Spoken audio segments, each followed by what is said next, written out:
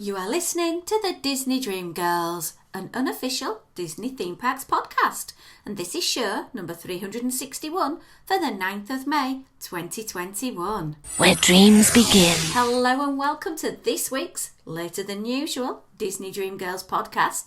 My name is Michelle Young, and together with my jolly good chum Jane Phipps, we are your guides to the place where dreams begin. Hello there, Jane. Hello there, Michelle, and how the goodness are you, my dear? I'm alive! Oh my word.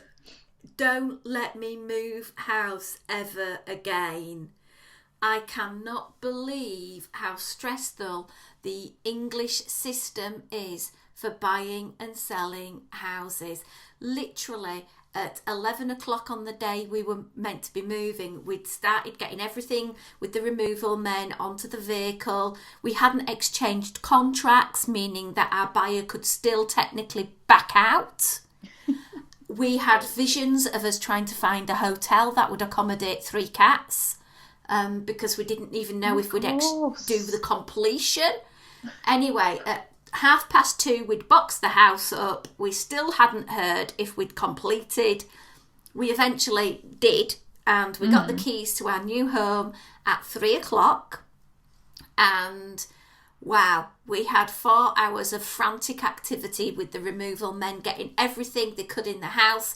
Loads of stuff ended up in our big massive double garage. We had hailstone to greet us as well, so the British weather was on our side. Thanks, British weather. But yeah, we're in, and the room I am now speaking to is a very different Disney Dreamgirls HQ. Right, so what are we in now? Do we have a study? Have we got Starbucks mugs all over the place? Have we got sippy cups everywhere?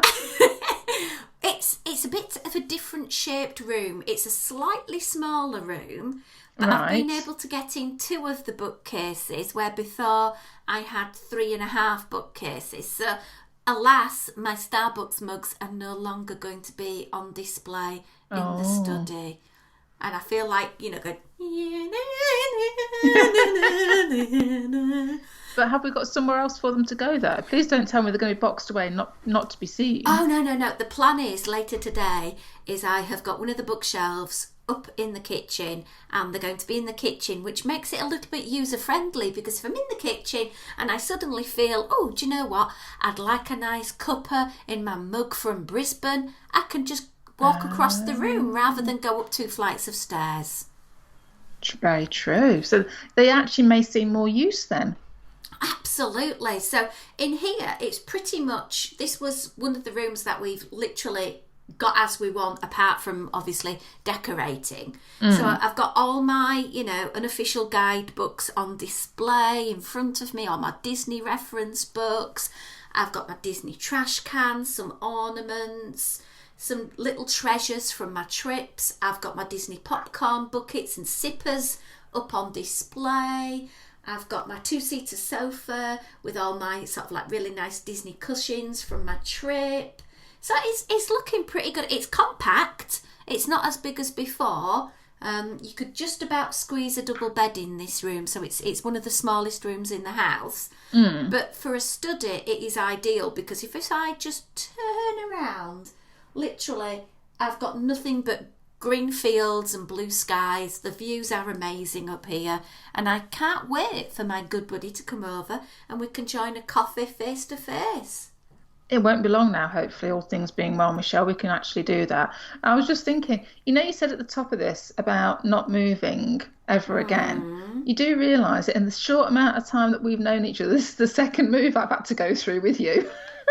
Yeah, because we didn't know each other when I moved from Yeadon to Branby Avenue, and that was a 6-bedroomed huge monster house. Yeah. And we sort of thought, the kids are all leaving home now, let's move to a smaller house. And we moved to the 4-bed house, and technically that house had so much storage you would not believe. There was like cupboards under the stairs. We had a massive utility room with lots of extra cupboards, whereas this house is technically on paper a bigger house with a big garden, a greenhouse, a big massive double garage, etc. but it doesn't have the built-in storage that the other house had. So at the moment, we're still living in Box City because there's a fair few rooms that aren't quite sorted. Like, for example, our bedroom literally is like a football pitch sized huge room, but I've got no wardrobes and no drawers or anything up there, so I've just literally got all my clothes in boxes. So it's quite funny in the morning putting the flashlight on my phone, looking round trying to find clean pants to wear for school. But yeah, I am not doing this again, and I think room by room we're going to spend some time getting it how we want, so in putting in those little bit of a Disney touches. Yeah, I think it's an ideal opportunity to look at what you have and decide, do I really need this or not? Oh, I need everything Disney. I'm not getting rid of anything Disney based, but there are quite a few things, not mentioning Tom's Glass Tankard Climbing Award 1991, that is never used since 1991, that might accidentally get put in the recycle box. Mm-hmm. But anyway, enough of the Moose calamity. We have actually moved on from there. What else has been going on? What's new with you, lovely? Oh, well, my house has been in a bit of an upheaval as well because we've had some new floors put in. So whilst you've been living out of boxes, so have we kind of, because we had our bedroom and living room done. So the two main rooms in our house have been out of action all week. So we've been kind of like living out of the kitchen for a lot of the week and then just sleeping on a mattress on the floor. But as we speak, I'm leaving Simon to do all the techie stuff and reset computers and swear about not having passwords for things anymore and that type of thing while I chat with you. I'm doing something civilised while he can tear his hair out. I think, to be honest, if you were lurking around Simon at the moment, I think there might be a little bit of heated debate between the two of you. Do you think? Yes, definitely, because there's nothing worse than someone not knowing passwords and not knowing tech information. Yeah, I have to say, we sorted out the wires that belong to our audio system for the TV last night, and I just did a very good job of holding things and then putting them where I was told to, because it was not worth even going down the route of trying to figure out what was going on. So I'm very good at doing what I'm told, and I'm very good at putting the coffee on, and that's my contribution. Well, talking of coffee, I've got an extra large latte and I've got a bundle of Disneyness to talk about with everyone. I'm sure you have. Mm-hmm. So let's crack on and we'll start with some On This Day in Disney History. Okay. And the first one is something that I want to actually link into something that I know is happening to you. So I'm going to do a big spoiler. Oh, okay. On this day, 9th of May, 1860, novelist James M. Barrie was born in Kirriemuir in Scotland, and he's famous for being the creator of Peter Pan. So how does this link to Janie? Well, Jane has gone and got herself a tattoo appointment booked for not until July, but it's a little way off. But yeah, but my plan is to have a Peter Pan and Wendy flying over Neverland map on my right shoulder, hopefully, all being well. So excited to see this, and on top of everything else, it's by the wonderful Simon, and not Simon the husband. No. It's my other Simon. Jane has two Simons in her life. The Simon she loves and has been, married to for like 10 gazillion years, and also the Simon the tattooist. Yes, Simon Hayward. So yes, I'm looking forward to. It's literally the first day of the summer holidays for me, and I shall be driving over and getting a little bit more ink done. I'm so excited. I can't wait to see it. I am really, really excited because I know Simon's work and I know how much the tattooing and the inking process means to you. And at some point, you're going to get your whole body filled up, I'm sure. No doubt. I've got plenty of time ahead, though, haven't I? To do all that. And you've got plenty of skin left, love. Yeah, not bad. Yeah, getting there. Well, how about popping forward to May the 10th? Okay. And this is 1929, and Walt Disney created a fantastic cartoon without a continuing character, and this was basically the Skeleton Dance, and it was the first of the Silly Symphony series. Oh, wow. And it was released eventually in August 1929, and I feel utterly proud that I have got a copy on vinyl of the Skeleton Dance music from the team that brought it back to life a few years ago that I had the opportunity to meet at D23. I know very well, yeah. So that's proud of place in front of me, in eyesight, on my desk, because little things like that money can't buy. No, definitely not. And they're the things that when we talk very flippantly about, going through and looking at the possessions that we have, that's these things that do bring us joy and that we should be able to keep and have on display and experience. Absolutely. Another one for this day, 1944, Disney were working on a bit of a project called Uncle Remus. They changed it to Song of the South. Wow. Controversial now. It is, although we're still not hearing any confirmation on dates, etc., of when it's going to be changed. No, I think it's probably going to be a little way off, isn't it, when there's still other projects that were started, pre-pandemic era that still haven't been finished and don't look like being finished for a little while yet. I can imagine the old Splash Mountain refurb is not going to be top of the list, I wouldn't have thought. Well, also, they've got to tie it in from that slow boat from China with all the merch that they'll have ordered. Very true. So, okay, let's hop along to May the 11th, 1929. Margaret Kerry, the original Tinkerbell, was born Peggy Lynch in Los Angeles. She's been a voiceover artist, motivational speaker, radio host, and she was the original model to be Tinkerbell. Uh-huh. So that's basically all we've got for this day in history, apart from May the 13th, 1971. Well, what happened on May the 13th, 1971, Michelle? I don't know. My mum swore she'd never have another baby. Are you celebrating a birthday, Michelle? I will be on Thursday. My poor little mum gave birth to a whopping, I think I was £9.10 or something ridiculous. Wow. And literally I was nearly born on the floor of the ambulance as I was being transported from one hospital to another, because I'd kind of got, if you like to say, without going into too much graphic details, stuck. So so I was born at 7:22 in the morning, something bizarre like that. And thanks to a quirk, a combination of things. Normally this week in school I would be delivering our SATs papers. There's no SATs this year. No. So I get off that. And stress-free week. Because I work in a community that is predominantly Pakistani or Bangladeshi and of the Islamic faith, Ramadan is a huge thing for our community. And Eid, which is a big celebration marking the end of fasting, is going to happen either Wednesday, Thursday, Friday, possibly even Saturday, dependent on when the fasting period started or depending when the new moon is sighted, dependent on whether they follow Saudi, Pakistan, Bradford, whatever. So we decided as a school to take Thursday as a day off and close the school. But then it transpired that, it could be Wednesday, could be Friday, could be Saturday. So next week's going to be a bit of a weird week, but at least I have my birthday off. So I can celebrate my birthday with the family and think I have something in common with Walt Disney World because we're both turning 50. Yeah, that's what I was going to say. So you were born in a very good year, Michelle. I was, and I have been today, and I've bought some really cute Cath Kids and Mr. Men pyjamas, and I am so giddy.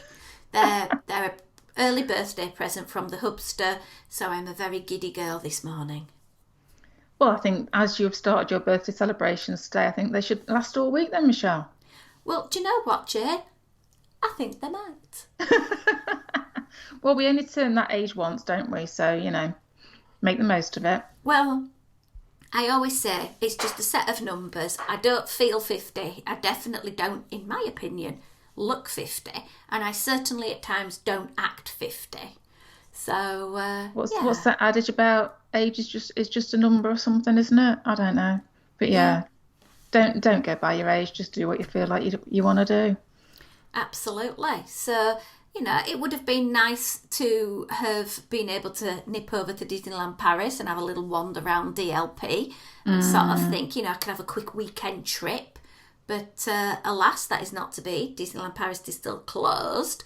However, we now have Disneyland open over in California. I know. It's been great. I have been watching bits and pieces of vlogs and stuff, so it has been great seeing people getting back and being able to experience it.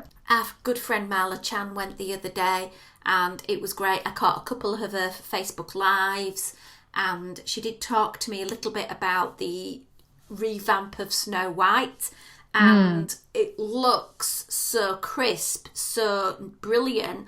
But did you see the kerfuffle? Oh, do you want to get me started on this, Michelle? I think I do, Jane, actually. I really, really do. Because really? I just think people just need to just calm a little. But go on, Jane, off you go. Oh, well, for goodness sake. So apparently this is all about the kiss and the fact that the kiss is not consensual and therefore it should be removed. It was a kiss that was actually being used to wake her up to stop her from being dead, effectively. Get over yourselves. It's a fairy tale. Move on. I'm sorry, but if I was dead, like Snow White, you know what? I would, anyway. Yeah, I wouldn't care how if somebody got me my life back, I'd be forever thankful to them. I wouldn't be worried that they hadn't asked me first if they could give me a peck on the cheek, for goodness sake. But Jane, there's one slight thing that we haven't included here. Oh, what? It's a make-believe fairy story. Exactly. It's not real life. Please, for heaven's sake, for me, Disney is my happy escapism place. I do not want to be going on a Disney attraction and thinking about the horrors that can happen when this sort of thing do actually happen in real life. Yeah, I think it's this thing of detaching, isn't it, from real life scenarios, because it's nothing to do with that. And this is a fairy tale. The meaning behind it is something completely different. And, I hate to use the word woke, but there is a little bit too much woke generational stuff going on at the moment, and I think they need to take a big dose of common sense. Personally, I will step back off my soapbox. Okay. Well, the soapbox was put in place by a pair of theme park reviewers, Katie Dowd and Julie Tremaine, and they basically wrote about it and it went viral. Well, one of the Imagineers who worked on it, Jim Shule, actually put a tweet out about it, and he said, allowing for the fact that cultural changes occur over decades, it must be acknowledged that in the context of the tale on which the film is based, that the ride is accurate. People, of course, are allowed to dislike the story, but the Imagineering team did a spectacular job. Good on him. Yeah. I think we have said this before, Michelle. I mean, I don't want to go back to Song of the South or anything, but we have spoke before about you have to accept the time period in which these mass literary works or film works or whatever were actually produced, and appreciate something for when it was made and not putting on a 2021 spin on it, because you can't compare 2021 to 1940 to 1900 to 1980 even, can you? All right, this is what I'm going to do then. I'm going to ban all Disney animation that have animals that talk, because animals don't talk. I'm banning it. I'm banning Lady and the Tramp, because dogs shouldn't eat pasta and meatballs and slurp it up and meat in the middle to kiss, because dogs don't really kiss. Let's be honest. Do they not? No. Aristocrats. I love that film. Kittens do not play piano and paint. Well, I've not seen one, but I quite like the animation. You see, Michelle, it's like exactly. it's escapism. People. It's escapism. It's make believe. It's pretend. Yeah, absolutely. Yeah. Absolutely, make believe. And as we all know from watching Line of Duty over the last few weeks, no spoilers allowed here, it's make believe, because it isn't real, it isn't truthful, and we all got unhappy about the ending of Line of Duty last week. Oh, okay. I don't watch it, so it doesn't mean anything to me. Sorry. I cannot believe you don't watch Line of Duty, Jane. Sorry, I don't. Although, can I just say, I started watching on, I think it's on Star, on Disney Plus, Quantico. Okay. It's a 3-series thing. I think there's about 22 episodes in each series, and it's about a group that go on to train at the FBI Quantico Yes. training facility, and I'm loving it right now. So that's a bit of it's Disney because it's produced by ABC. So go watch Might it. give that one a look. One. Yeah, we'll do. Well, we watched 6 episodes yesterday back to back because I just love the fact that you can just feast on it rather than waiting a week for the next one. We're going to talk some Halloween now, aren't we? Because it's May. So what do you think about instantly? It's Halloween. Halloween, yeah. Yeah, this is just halfway to Halloween, apparently, we now celebrate. Yeah. And we've got the Disney After Hours Boo Bash. And so many people have been saying, will they have Mickey's Not So Scary? Will they have Mickey's Not So Scary? Well, they're not calling it Mickey's Not So Scary, but they are calling it a Boo Bash. It's a hard ticket event, and you will be allowed in the theme park from 7, although that's not going to be exclusive until, I think, is it 9 o'clock? Yeah, 9 till midnight is the actual event, but you can get in for a couple of hours before without having to have a park ticket. So, Yeah, and if you pick wisely, some nights in August and September, it goes on till 12:30. So you get, by the time they start throwing you out, it'll be after 1 o'clock. yeah. So it could be a good value, isn't it? Yeah. In that respect. If you get in at 7. Yeah, it's saying costume masks are not permitted for adults, but they can be worn by children younger than 14, which is a good thing to know. Make sure you know about your facts on the costume guidelines. Going to have to wear approved face coverings. They don't just say a face mask, it's got to be approved on the style that Disney are familiar with. But there's going to be lower wait times, which is a plus. You don't need to obviously have theme park entry for the day because you just buy the ticket. Lots of things coming out about that, and it's going to be one to sort of ponder over the price. Yeah, because it's going to be interesting to see. I must admit, I'm not quite sure whether this is kind of an event that they're doing as a holding place for Mickey's Not So Scary. It's going to be interesting to see how or if it does differ from Mickey's Not So Scary. So is this one that they're just putting in for 2021 and with the hope that 2022 we get back to being more normal? Or is this a newer version of the Mickey's Not So Scary that will now take forth and go forward with? I don't know, because it's kind of based along the after hours that they've done before with the villains events and things like that, isn't it? So I'm not quite sure what the price point is going to be. I would guess you'd like to, well, are we talking over $100, 129? 129 sounds like the sort of price that they would pull out of their heads, doesn't it? Yeah. I know our friend Tommy Allison over at the Diz Geeks and Cruise Dude podcast, he sort of said over 100, 125, I think he was saying to me. It's going to have holiday themed cavalcade, so it's not going to have a parade. Yeah. It's going to have character sightings, so it's not going to have character meets. Yeah. It's going to have the Cadaver Dans performing, which amazeballs. It's going to have decor, lighting, treat stops with plenty of candy. So you are going to get that candy, but boy oh boy, for $100+, you're going to have to get a lot of candy. Well, you are, aren't you? And like you said, Michelle, then anyway, it's going to be probably the best value will be to get in from 7. So you've got a good 6 hours basically in there, isn't it? With all the extra bits and bobs going on. This is why I think it feels like a holding event until things can get back to normal. Because obviously they're having to plan now, and we're in May, and they've probably been planning this since the beginning of the year, I would imagine.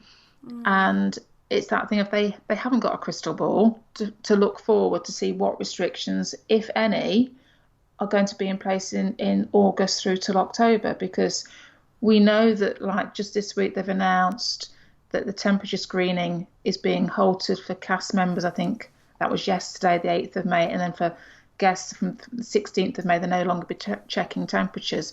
So as and when these restrictions start easing, you'll be able to do more of these type of events. That's why this kind of feels like we'll give you a taste of a Mickey's Not So Scary, because that's all we can actually plan for in good heart, and then hopefully next year we'll have back to what we kind of know.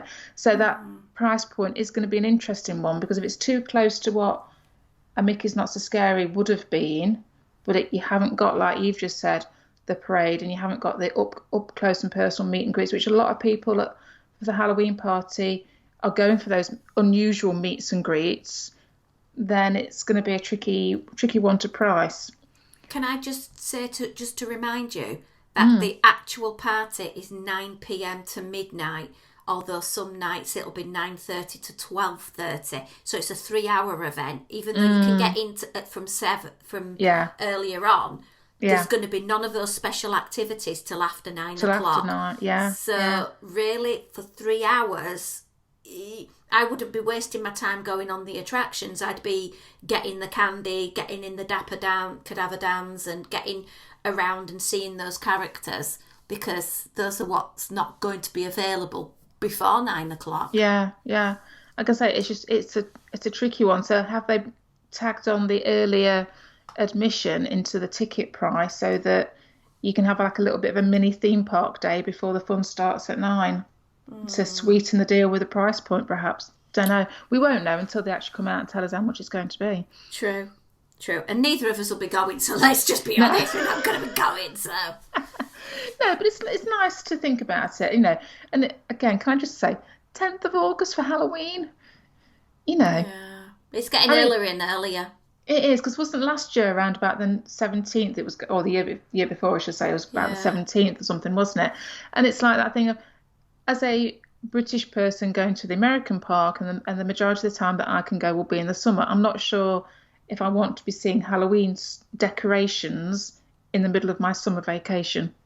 I know, but I always remember going, and it's starting like the 31st or 1st of September, and I'd miss out on it. So it's a double-edged sword. It is. Disney Wish, Jane. Disney Wish, it's a boat. It is ship. Ship, sorry. Ship, not boat. People who know about cruises get very angry if you call it a boat. I'm sorry, I couldn't resist. I'm not proposing we go through all the details about it, because our good friends Diz Down Under did a fantastic job of it last week on their podcast, where they talked at length about all the availabilities and the detailing and the theming. It looks amazing.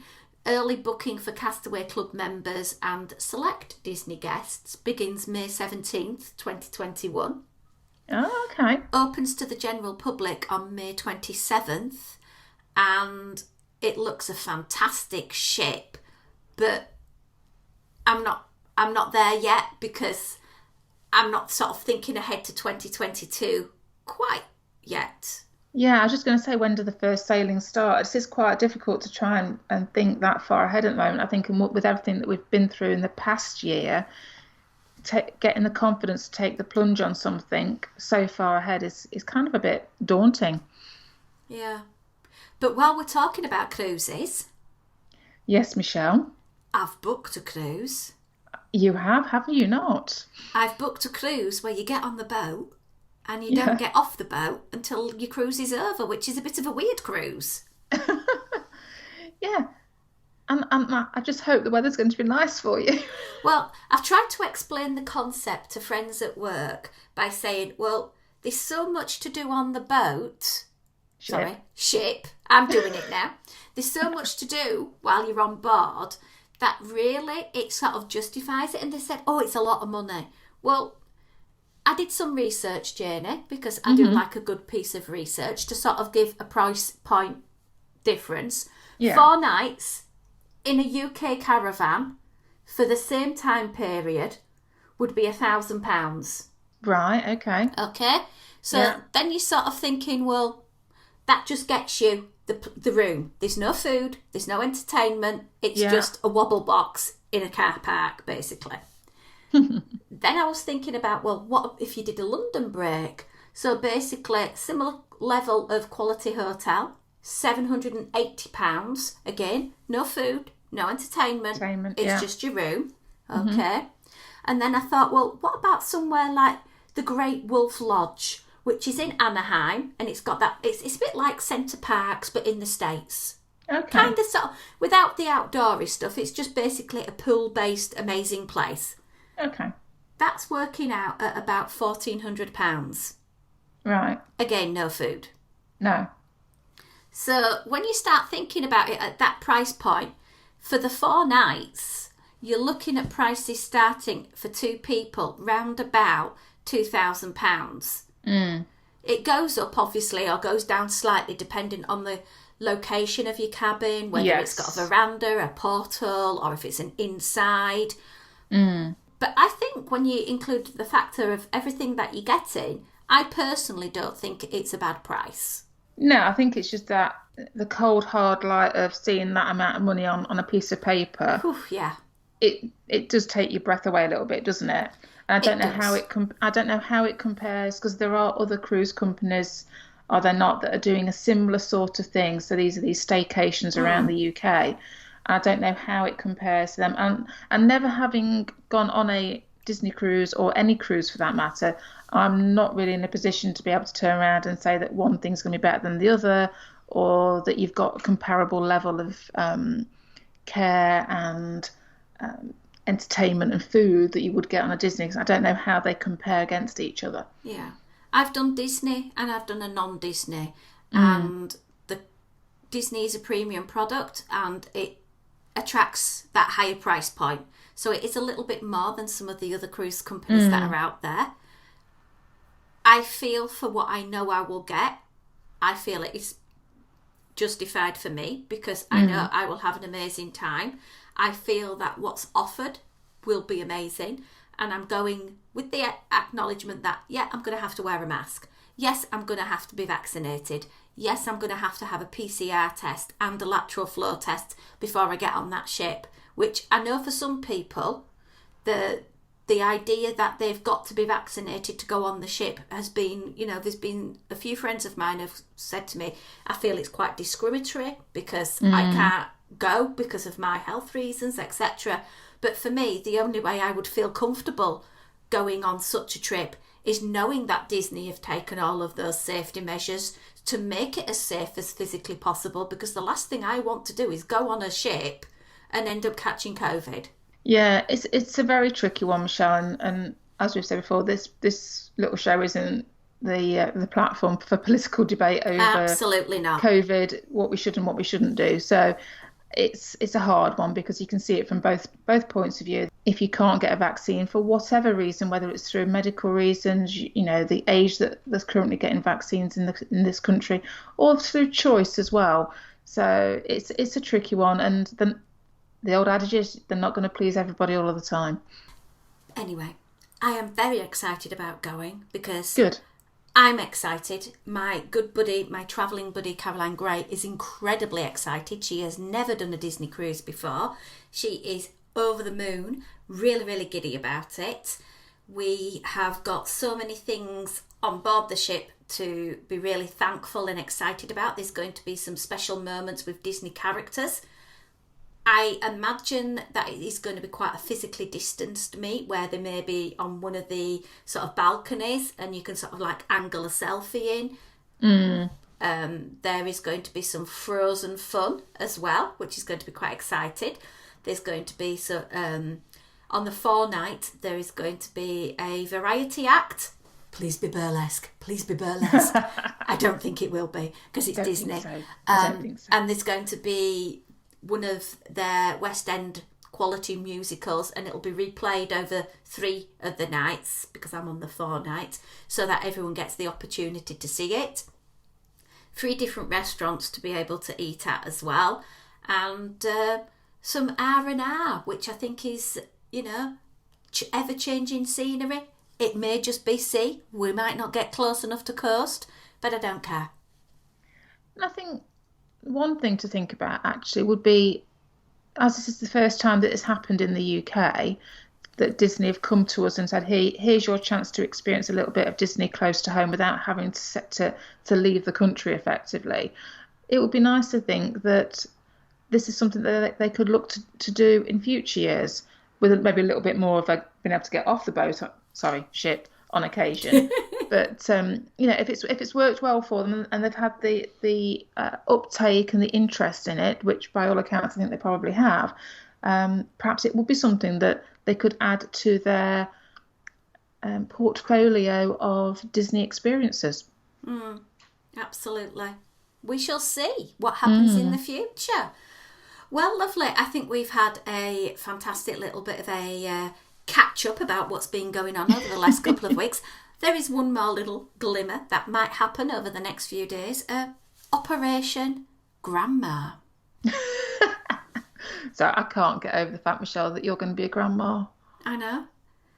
Any day now, by all accounts, as well. Baby is due on the 14th of May. I am so excited. Last night, oh my word, it was like she's been staying with her birth partner at the moment, and she was sending me messages saying, "Mum, 10 minutes have passed, I've just had another contraction." And then she's messaging, 8 minutes have gone, I've had another one. And had contractions between 10 and 8 minutes for like 2 hours. So I'm thinking, yes, he's going to appear. He's going to be here. He's going to be here. And then they stopped. It was like, no. So we'll see what happens. She is due on Friday. I don't want the baby to arrive on my birthday because I want him to have his own special day. Yeah. So we shall see what happens. Nature will be nature, my dear. And I cannot wait for Grandma to dress the baby because I have got the cutest Nightmare Before Christmas outfit that he will live in. Yeah, this poor child coming into the world doesn't know what's going to hit him, does he? No, I've got a Mickey baseball cap for him already. He is going to be so decked out in Disney, it's going to be unreal. And I need to sort out getting a little photo shoot done. And I thought, maybe I could put in the background some Disney popcorn buckets. Well, I think we ought to be able to at least superimpose some Disney behind him anyway, at the very least. Absolutely. Absolutely. And then I can think ahead and plan his first Disney trip. Like I said, this child does not stand a chance. And I just need to somehow find a way to leave Emily behind so I can take him on my own. I think that's called kidnapping, love. Yeah, true. That might be bad. Yeah. Although if she came with me, we could talk about ride swap and things like that. This is just an excuse for you to experience Disney in another way, isn't it? Yeah. I've never been with such a young child. Like, Kieran was 10 on our first trip, so... Yeah, there you go. Different experience. Absolutely. I'm so giddy. I Can't tell at all. I know, but it's really difficult to try and get my mindset into thinking baby when it's not here yet. I'll just wait till Joseph arrives and we can start going on the Disney Store website and buying him loads of clothes. Oh, your wallet's going to take a whacking, isn't it? Yeah. I think we're going to have a bit of fun though. Let's have a bit of a competition on the Disney Dream Girls podcast family page. And if anybody guesses the weight of baby Joseph exactly, I'll send some Disney merch their way. Little bit of fun. Yeah, why not? At Emily's expense. Yeah, absolutely. Yeah, I'm hoping he's not the size that they're estimating because I think he's going to be a big chunk, but we'll see. Well, don't give anything away. I'm not giving anything else away now.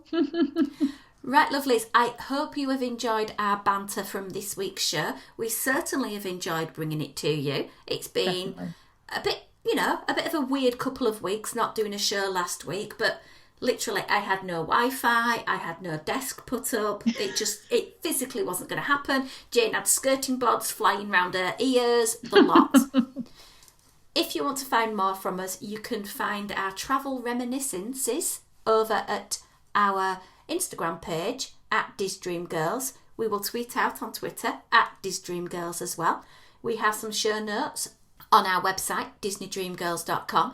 And if you want to hear all sorts of exclusive audio, you need to pop on over to patreon.com/DisneyDreamGirls, where you can support the show and get extra audio into the bargain. But until next time, it's a goodbye from me. And it's goodbye from me.